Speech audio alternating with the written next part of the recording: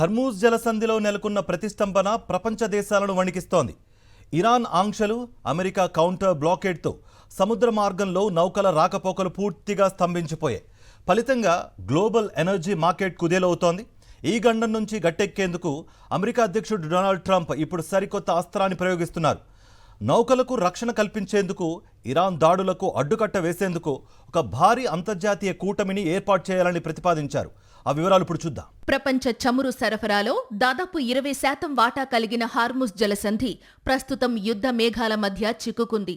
ఫిబ్రవరి చివరలో మొదలైన ఉద్రిక్తతలు ఇప్పుడు పతాక స్థాయికి చేరాయి. నౌకల రాకపోకలు 85% తగ్గిపోవడంతో ముడి చమురు ధరలు బ్యారెల్కు $107 మార్కును తాకుతున్నాయి.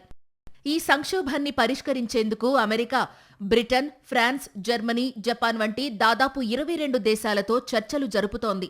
ఒక మల్టీలేటరల్ నేవల్ కోయలిషన్ ఏర్పాటు చేసి వాణిజ్య నౌకలకు రక్షణగా యుద్ధ నౌకలను మోహరించాలన్నది అమెరికా ప్లాన్. అయితే ఈ కూటమి ఏర్పాటు అంత సులభంగా కనిపించడం లేదు. నాటో దేశాల సహాయం కోరిన ట్రంప్ వారు స్పందించకపోతే తీవ్ర పరిణామాలు ఉంటాయని హెచ్చరించడం సంచలనంగా మారింది. అటు ఇరాన్ సైతం వెనక్కి తగ్గడం లేదు. అమెరికా తన పోర్టులపై విధించిన బ్లాకేడ్ను ఎత్తివేస్తే తప్ప జలసంధిని సాధారణ స్థితికి తీసుకురామని స్పష్టం చేస్తోంది. ఇస్లామాబాద్ చర్చలు విఫలం కావడంతో ఇప్పుడు అందరి కళ్లు ఈ కొత్త కూటమిపైనే ఉన్నాయి.